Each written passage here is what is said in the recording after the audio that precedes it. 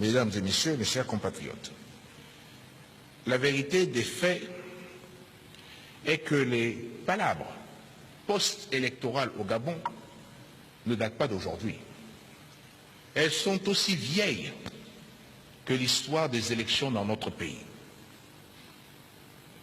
En effet, qui se souvient encore des récriminations politiques d'Émile Issembé au lendemain de la Seconde Guerre mondiale?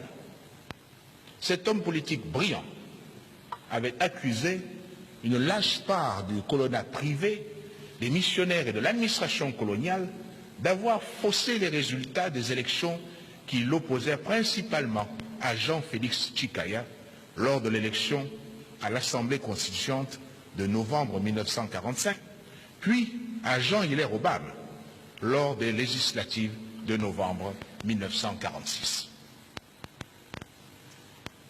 Émile Issembé fit alors parvenir au président de l'Assemblée nationale française de l'époque un dossier réclamant l'invalidation de l'élection de Jean-Hilaire Obama comme député au Palais Bourbon, au motif que l'administration coloniale avait multiplié contre lui les tracasseries et manipulations de tout genre, notamment des résultats de l'élection.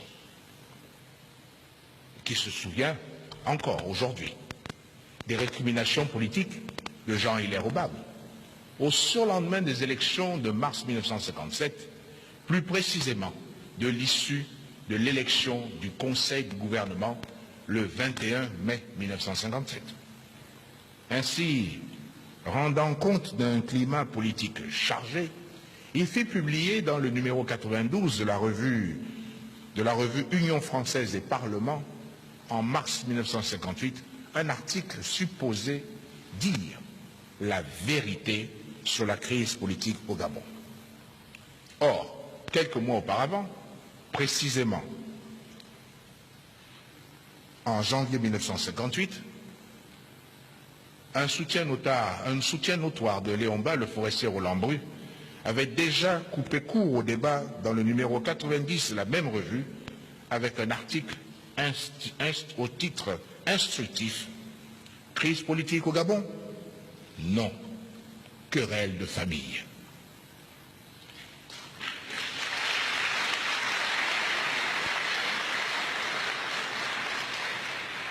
Oui, mesdames et messieurs, mes chers compatriotes, il n'y a rien de nouveau sous le soleil gabonais.